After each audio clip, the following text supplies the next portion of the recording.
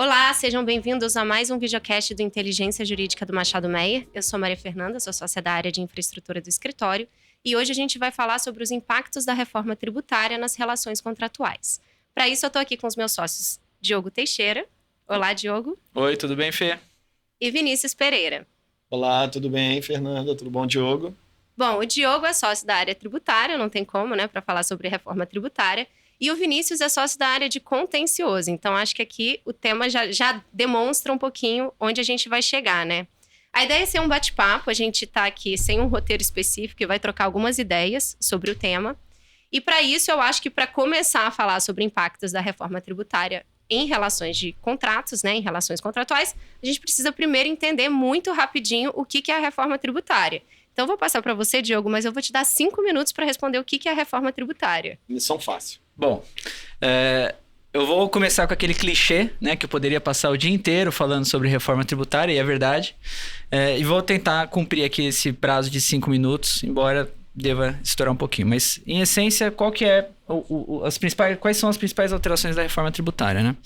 A gente vai ter uma reorganização dos tributos sobre o consumo, ou seja, os tributos federais, PIS, COFINS, IPI, o estadual, ICMS, o municipal, ISS, eles serão reorganizados em um IVA dual, Imposto sobre Valor Adicionado Dual, que ele é a CBS federal, e o IBS, Imposto sobre Bens e Serviços de Competência Compartilhada entre Estados e Municípios. O IPI continua existindo, embora ele seja bastante reduzido, desidratado. E vai ter também o imposto seletivo, que ele é conhecido como imposto do pecado, né?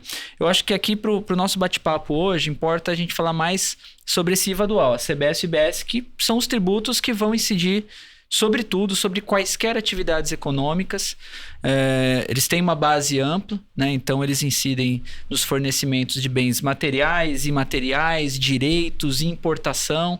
Enfim, a ideia da reforma tributária foi justamente, ao invés de o nosso sistema atual, que ele tem competências tributárias muito fragmentadas, se eu estou vendendo mercadoria, incide ICMS, mas não incide ISS. Se eu estou prestando serviço, incide ISS, não incide ICMS. Se eu estou alugando um bem, não incide nenhum nem outro. É que tudo seja sujeito a CBS, tudo seja sujeito a IBS, independente do tipo, do objeto do fornecimento, né? Então, nessas características novas de tributos, o que a gente vai ter é uma hipótese de incidência ampla para todos esses bens e serviços. Nós teremos uma não cumulatividade plena.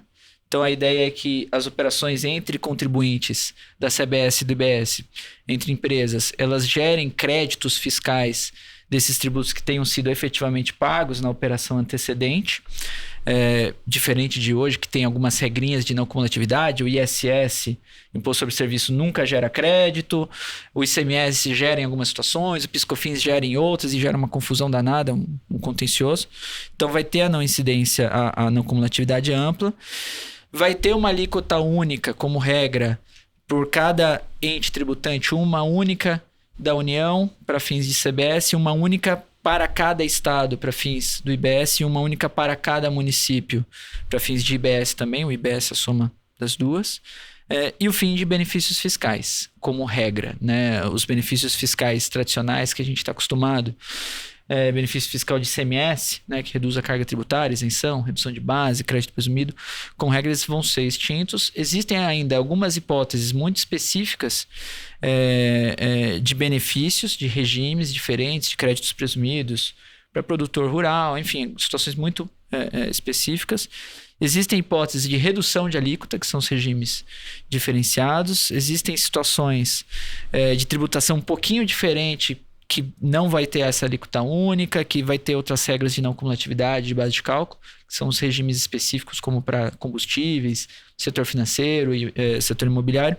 Mas o grosso dos fornecimentos, o geral, vai ser sujeito a CBS e IBS, com essa não cumulatividade ampla e base ampla, o que vai fazer com que algumas atividades que até hoje não eram sujeitas ao ICMS ou ao ISS, como uma locação, passarão a ser sujeitas. Então vai ter um aumento de carga com relação a esse evento tributário, né?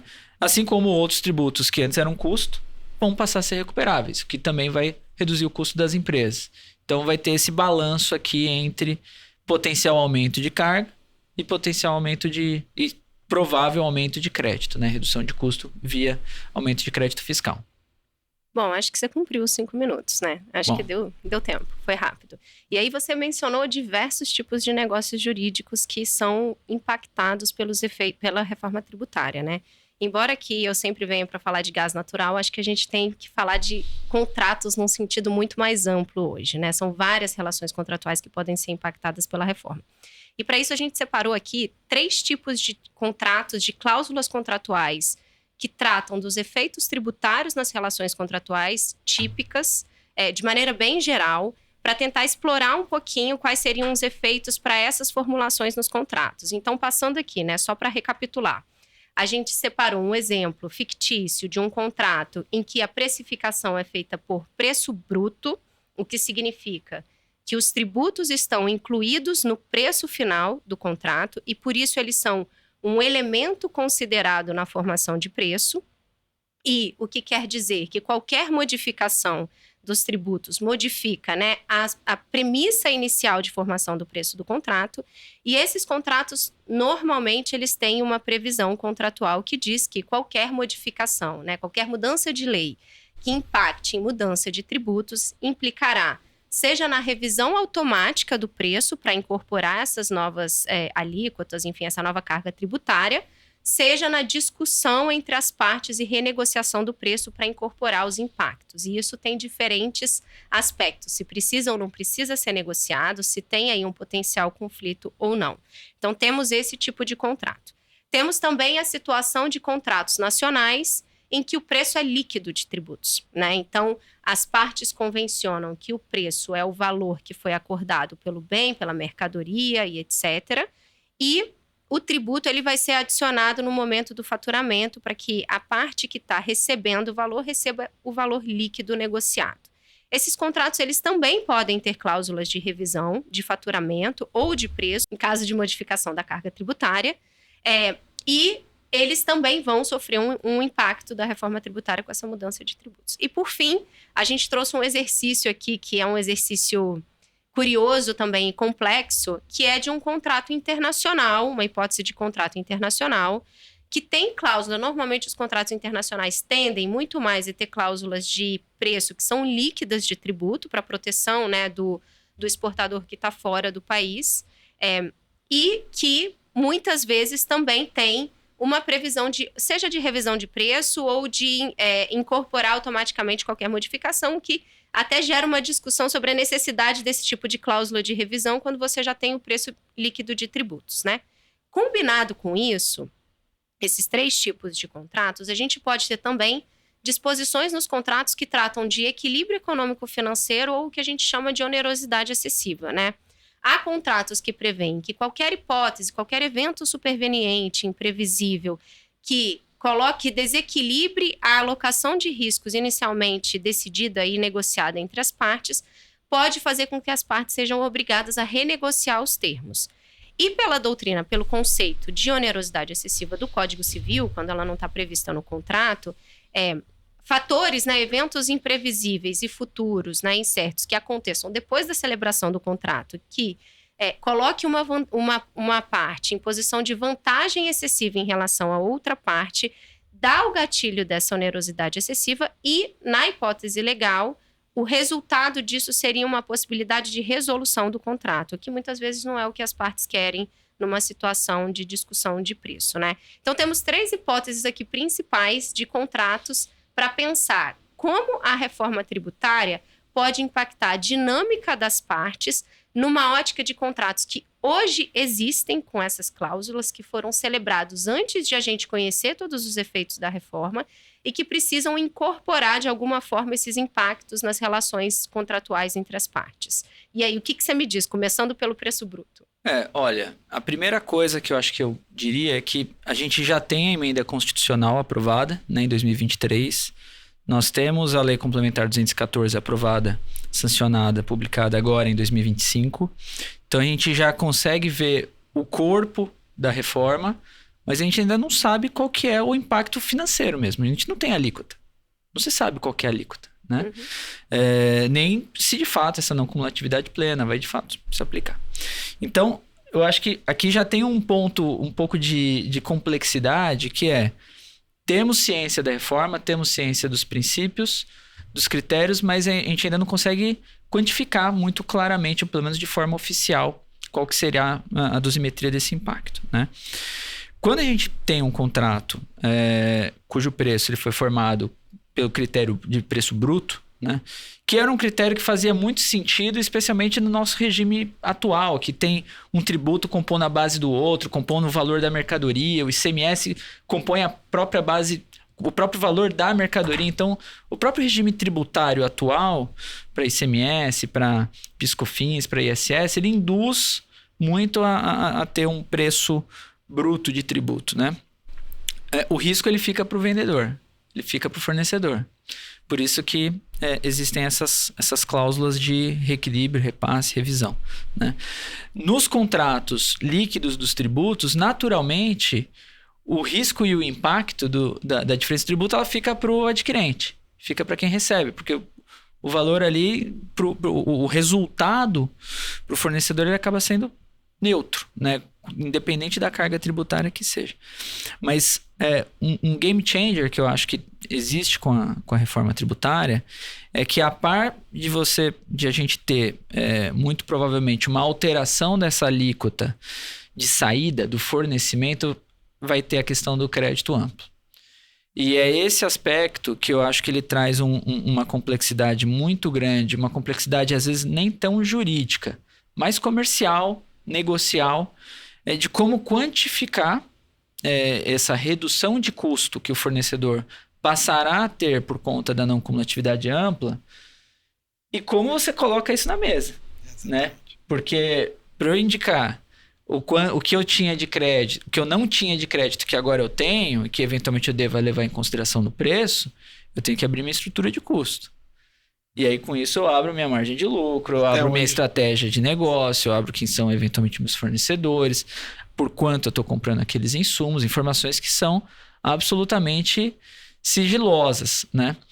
Então, eu vejo que agora nesse momento de revisão, as empresas elas têm que levar em consideração esse aspecto, buscar uma solução que seja equilibrada, que preserve o racional, né, econômico que tinha sido celebrado quando da formação do contrato, da celebração do contrato, mas também tomando essa cautela porque existem dados ali que são mais sensíveis, né? Tá, e antes de você passar aqui, né, a gente falou de líquido e de bruto numa ótica nacional. Antes da gente chegar no contrato internacional, eu acho que tem alguns aspectos que você comentou. Por exemplo, os contratos eles podem ter cláusulas de revisão automática, de incorporação automática dessas mudanças no preço, para que as partes não tenham que sentar e negociar.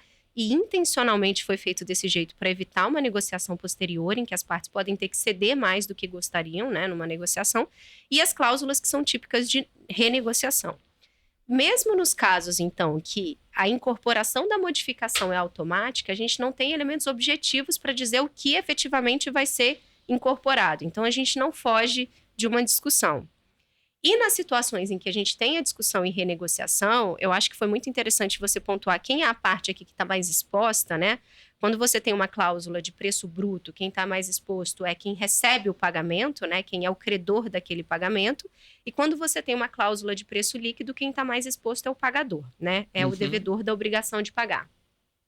Numa situação em que seja a revisão automática não está clara, porque a gente não sabe exatamente o que vai ser incorporado, seja numa situação em que há uma negociação, mas as partes não sabem até onde elas podem mostrar as suas posições por conta da sensibilidade das informações que podem ser envolvidas, como a gente lida com isso numa potencial disputa, Vini?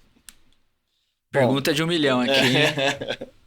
É possível evitar, né? Assim. Não, essa questão é super sensível e, assim, primeiro eu achei ótimo a gente ter escolhido esse tema para conversar, porque eu vejo muitas pessoas falando sobre reforma tributária apenas tratando do aspecto fiscal, mas ainda está faltando a discussão sobre como é que vai impactar os contratos do dia a dia, as relações contratuais, o cara que vai pagar mais ou menos, e essa discussão a gente vê que está um pouco aberta, assim.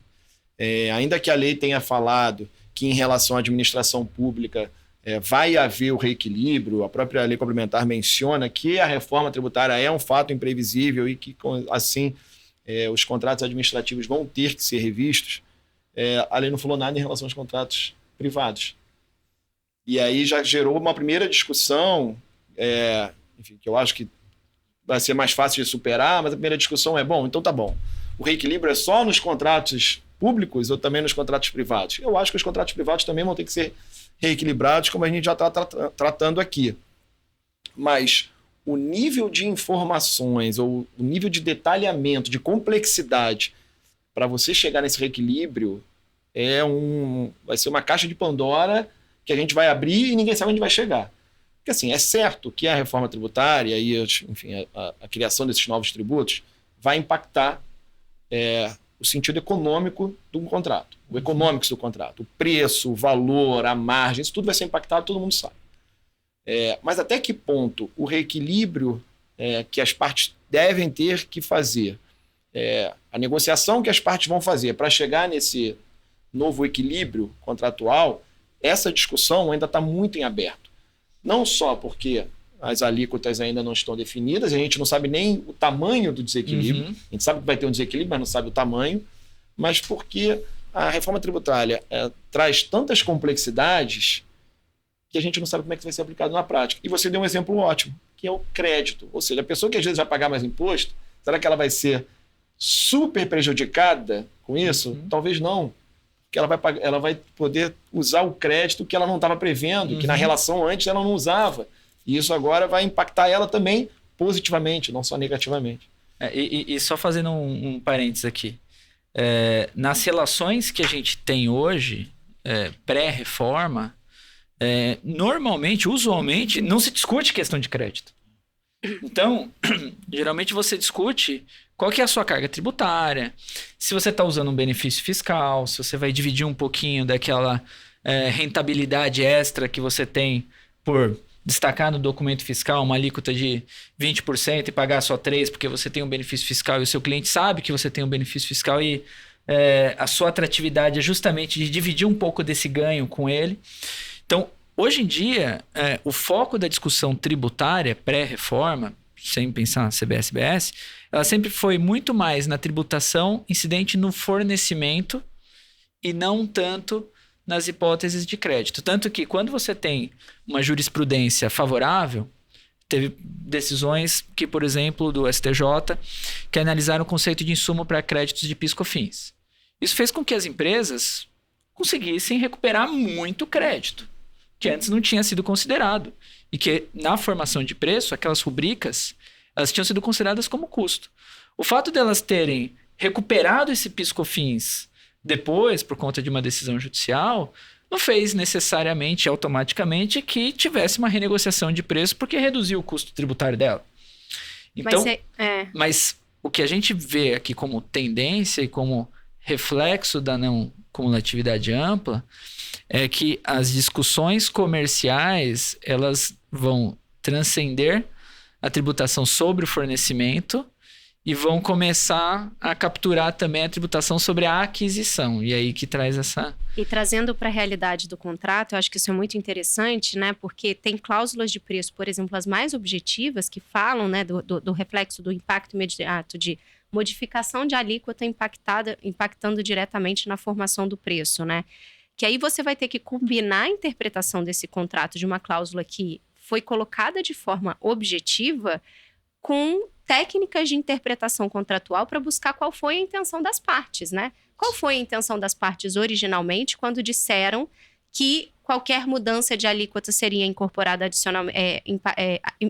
automaticamente no preço? Então, quer dizer que o efeito que isso pode causar é uma posição muito melhor para quem tem essa revisão futuramente, que consegue aumentar a alíquota e se beneficiar de mais crédito e se colocar numa posição de vantagem em relação àquela que foi originalmente negociada entre as partes. Então, nem a cláusula que é a mais objetiva está protegida, nem a cláusula que é a mais aberta está protegida também, porque ainda não se sabe qual é a extensão dessa discussão, né? Então, acho que a gente traz aqui tanto um conceito de onerosidade excessiva, que é o fato superveniente que muda essa alocação de riscos, né, e a estrutura, o balanceamento financeiro entre as partes no contrato, mas também olhar para esse contrato e pensar, ele foi assinado, ele foi celebrado num outro contexto, numa outra realidade, em que as partes estavam buscando alguma coisa específica quando incluíram essa cláusula. Ninguém suporia que a reforma tributária ia ser de fato aprovada, porque ela vem sendo discutida desde quando a Constituição foi aprovada. Exato. Né?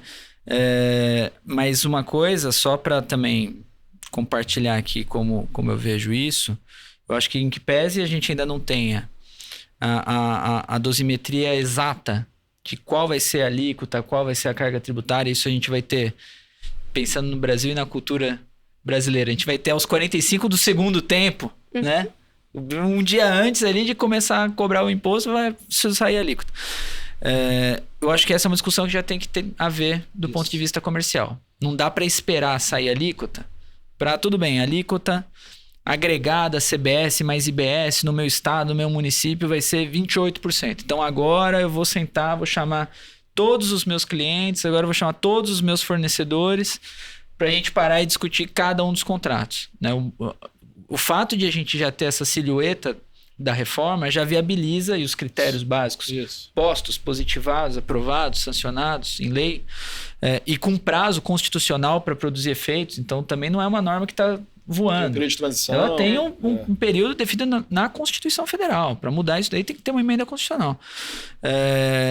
Já é o momento, na verdade, até já está começando a passar um pouco o momento de ter essa discussão comercial. Essa é uma discussão importante porque a gente vai pensar naquele contrato que foi firmado há 2, 3 anos e o contrato que está sendo firmado hoje. Isso. E como é que as partes vão se comportar? Hoje, a reforma tributária é um fato consolidado. Todo mundo sabe que tem a reforma tributária. A gente não sabe a alíquota, certo, mas a gente já sabe a reforma tributária. Então, assim, é imprevisível. Talvez a alíquota seja imprevisível, mas o fato que vai ter uma alteração, vai ter uma alteração. E aí, qual é o melhor cenário? O melhor cenário é as partes conseguirem tratar o máximo, esgotar o máximo possível agora como vai ser a relação delas, sem prejuízo de talvez fazer alguns ajustes quando tiver uma alíquota. E aí talvez você tenha que pensar até, olha, a previsão que nós estamos fazendo é de uma alíquota que vai variar de X a Y. E que se for uma coisa diferente disso, as partes vão sentar e negociar.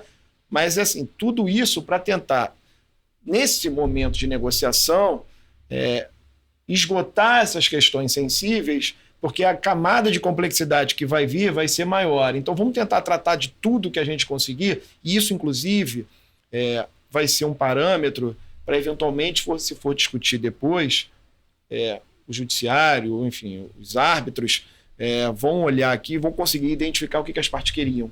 Que você falou. Esse é um ponto que eu acho que é muito importante. A gente está fazendo um corte aqui, né? Entre contratos que existem e precisam lidar com essa realidade e como a gente pode fazer hoje, né? Para incorporar a existência da reforma, que pode enfraquecer algumas teses de imprevisibilidade, de onerosidade excessiva, mas num momento em que você não tem os elementos ainda suficientes para lidar com esse dado posto, né? Então, acho que a gente tem esses dois cortes. Eu queria te ouvir um pouquinho, Vini, sobre o corte do momento atual, né? O que normalmente esses contratos, eles podem ter cláusulas de resolução de disputas que sejam arbitragem ou justiça comum.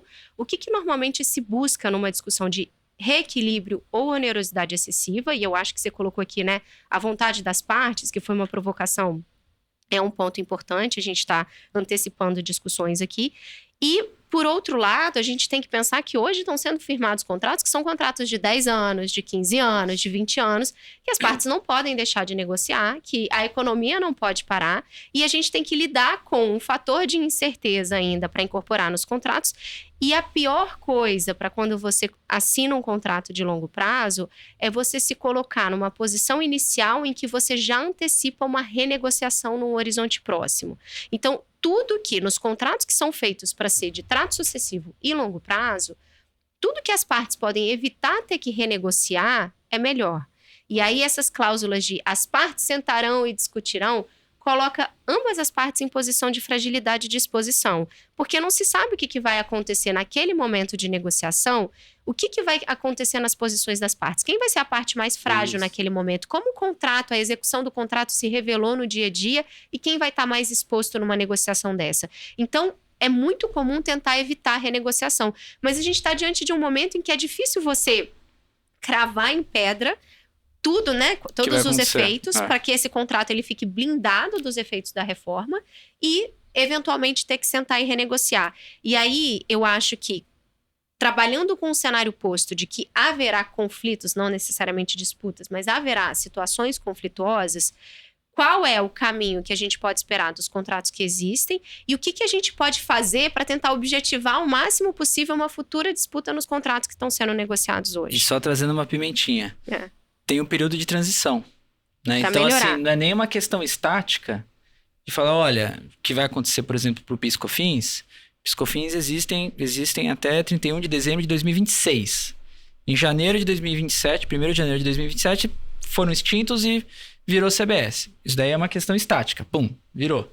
Agora, ICMS e o ISS, que serão convertidos no IBS, eles começam a mudar progressivamente a partir de 2029 e vão acabar só em 2033. Então, aqui tem uma questão até que a carga tributária ela vai mudando no decorrer do tempo, com impactos que podem ser diferentes para quem tem benefício, quem não tem, se vai receber o fundo de compensação, se não vai.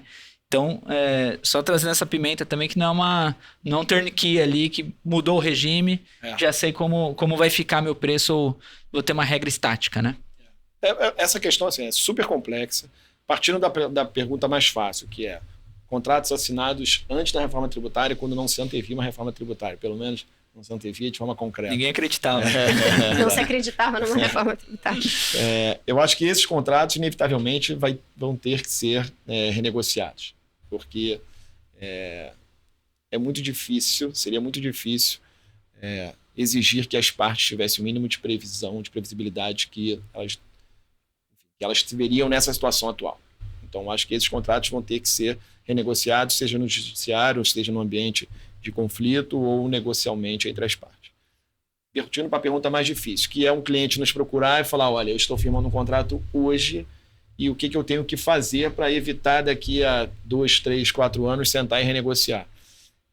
Óbvio que cada relação contratual tem a sua particularidade, mas eu acho que o principal é você tentar já no contrato deixar bem claro quais são as expectativas em relação, inclusive ao economics, aos valores que você espera atingir. Obviamente que ninguém vai abrir isso na vírgula, mas você tem que ter uma noção já razoável do que se espera, de qual tamanho da carga tributária que você vai pagar, do que você espera se creditar, porque isso vai dar parâmetros objetivos para que no futuro, se as partes tiverem que sentar e negociar num conflito ou extrajudicialmente ou na mesa, eles consigam atingir ali uma forma de conseguir, enfim, repactuar aqueles termos sem que isso cause um grande trauma para o outro lado. Também você pensa no outro lado, né? Do que a parte também vai ser majorada ali no ambiente de renegociação e ela também não vai querer. De forma objetiva, talvez você pode até colocar, olha, estou partindo da premissa que a minha alíquota vai ser essa, ou que a minha carga tributária vai ser essa. Esse é o meu limite, passando disso a gente vai negociar para tentar evitar os melhores esforços, enfim, coisas nesse sentido. Mas tudo que a gente puder, e essa é a resposta, assim, é o conselho que eu costumo falar, tudo que a gente puder deixar de forma mais objetiva e a gente conseguir antever quais eram as legítimas expectativas, inclusive na parte econômica, que os contratantes têm, tudo isso vai nos ajudar no momento da renegociação. Eu sei que não é possível, eu sei que ninguém vai querer abrir tantas informações, e aí vai ser o cliente vai ter que sopesar. Ele quer abrir informações e discutir menos, ele não quer abrir tantas informações e abrir uma porta de uma discussão maior. Essas vão ser as questões que ele vai ter. E até tem a questão que, pela não cumulatividade ampla, você pode ter um aumento da sua carga tributária quando eu vendo para você, mas você também vai tomar crédito disso. Isso, eu vou poder usar esse aumento em outro momento, né? Então, às vezes fica numa discussão que ela tem um efeito muito de caixa, né? De falar, olha, tudo bem, eu saí aqui de uma alíquota 0 para uma alíquota de 28%. Tá bom. Só que esses 28% que eu vou ter que colocar na nota fiscal e que você vai me pagar mais 28%, você também vai recuperar isso. Antes você não tomava crédito de nada. Isso. Então, no net, para você, ficou meio que zero. Você tem um 28, efeito, mas você vai ter um efeito caixa do dinheiro no tempo. Isso também entra nessa equação da renegociação? Deveria. A verdade é que a equação da renegociação é muito complexa. Porque você vai ter que abrir para um terceiro, juiz ou árbitro, e a outra parte vai ver, porque, enfim, vai estar na discussão, qual é a sua margem de lucro, quem são os seus fornecedores, o que você espera obter com determinada relação contratual. E ninguém quer dar esse tipo de informação. A verdade é essa. Eu não quero dar essa informação para o meu cliente, para uma contraparte. Não quero que ele saiba qual é a minha margem de lucro para ele poder me espremer um pouco mais numa outra negociação. Enfim, então essa discussão da renegociação é super complexa. E o que a gente puder colocar no papel para evitar, melhor. Eu sei que não é possível, mas a gente vai sopesando. Mas a ideia dos ranges é uma ideia interessante, né? Olha, isso aqui está partindo de uma premissa que a gente vai ter uma alíquota que varia de tanto a tanto, senão a gente tem que negociar. Isso. Pelo menos aí já o dá outro um lado caminho. vai falar, então parte da premissa que você não vai usar isso como crédito. Se você for usar também, então, mas é o que é. Mas são coisas que nós conseguimos prever no contrato para evitar a discussão que ninguém quer ter. É que aí lá na frente você vai mais executar aquela condição, né, utilizar, colocá-la em prática do que renegociar. Renegociar em sentido amplo. Isso. Exato.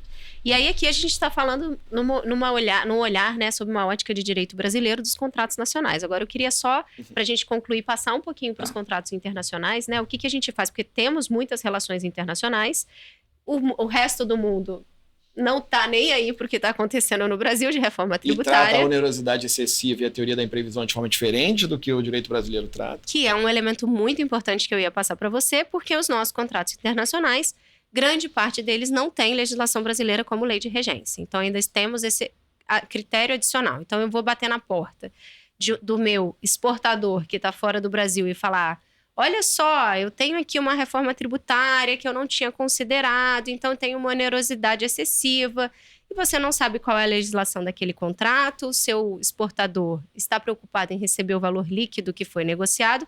Então, como é que a gente trata essas situações? O que acontece normalmente? E aí, se puder dar um exemplo de algum tipo de contrato típico, assim, o que pode acontecer?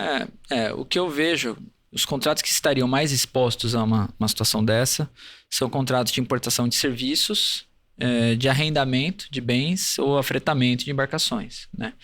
Porque esses contratos, eles geralmente já têm uma cláusula de gross-up que ela endereça principalmente tributos, imposto de renda retido na fonte, né? Sempre com um olhar, quase todos os contratos eles têm um olhar pela visão do exportador, como você comentou. Então o exportador ele define o preço dele, que é líquido, e fala: meu amigo, é isso que eu vou receber no final do dia. Se você tiver que reter um tributo na fonte, se você tiver que pagar um tributo na importação desse serviço aí no Brasil, isso é um problema seu. É a alocação de risco, é aquilo que a gente falou. Contrato preço líquido, geralmente o risco está em quem paga, está no adquirente. Então, esses contratos, normalmente eles têm essa cláusula de gross-up, que endereça principalmente o IR-fonte, porque é o que poderia ser deduzido propriamente do exportador. E tem a previsão de que, olha, quaisquer outros tributos são de responsabilidade do importador do brasileiro, né?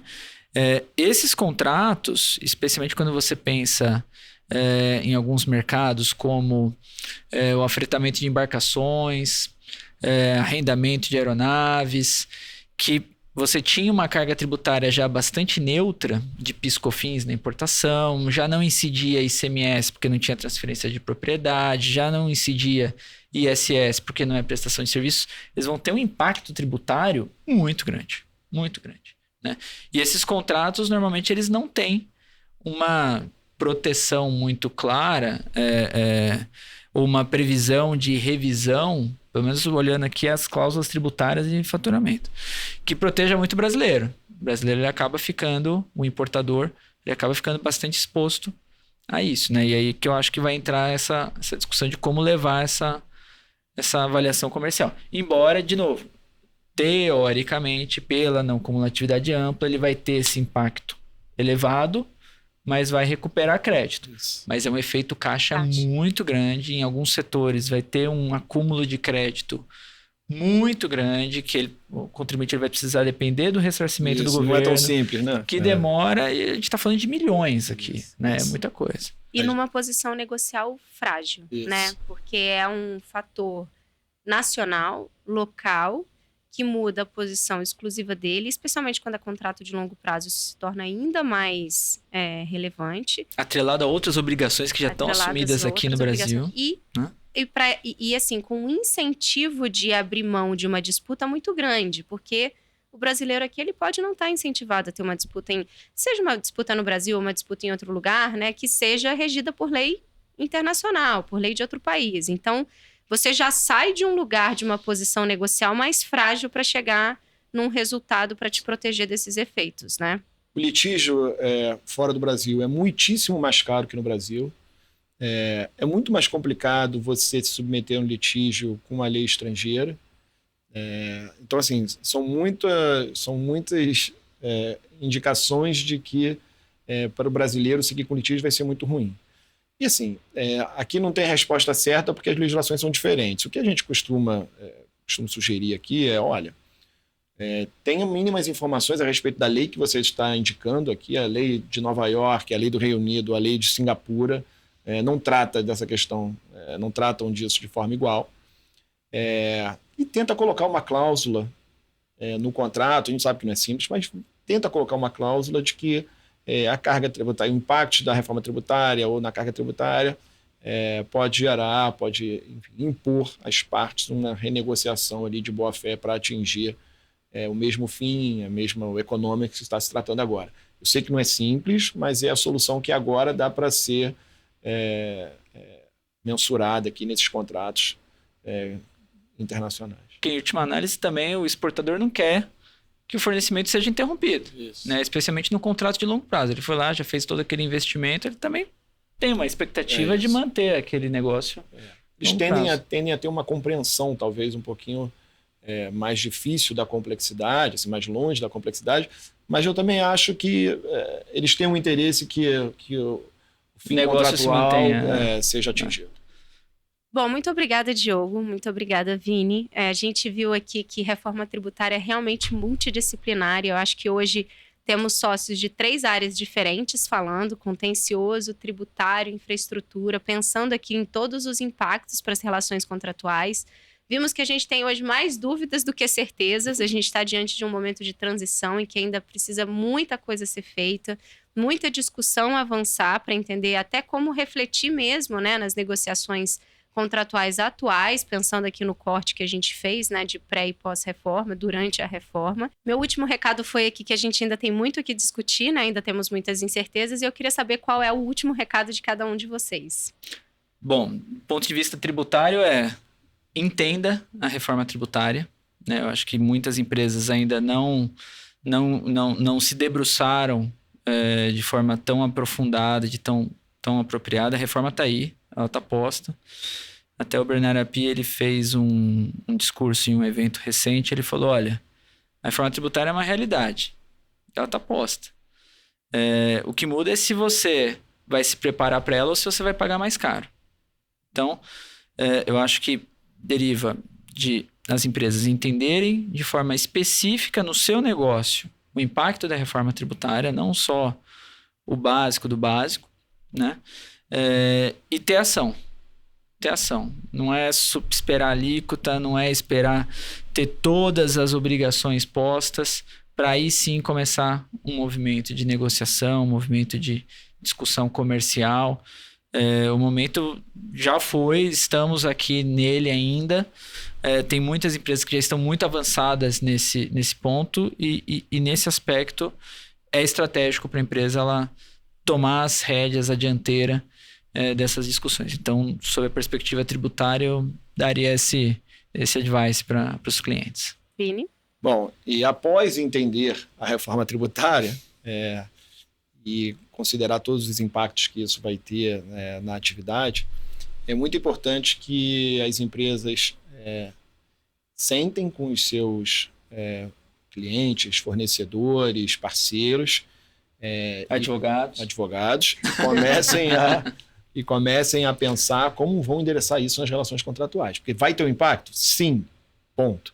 Agora, como é que a gente consegue prever as consequências desse impacto para evitar o litígio? É tudo que a gente discutiu agora. Isso tem que ser feito nesse momento, porque lá na frente, um cenário que já mudou, que as partes já estão sendo impactadas diretamente pela reforma, tratar disso vai ser muito mais difícil, muito mais sensível num contexto de insegurança muito maior. E na pressa, né?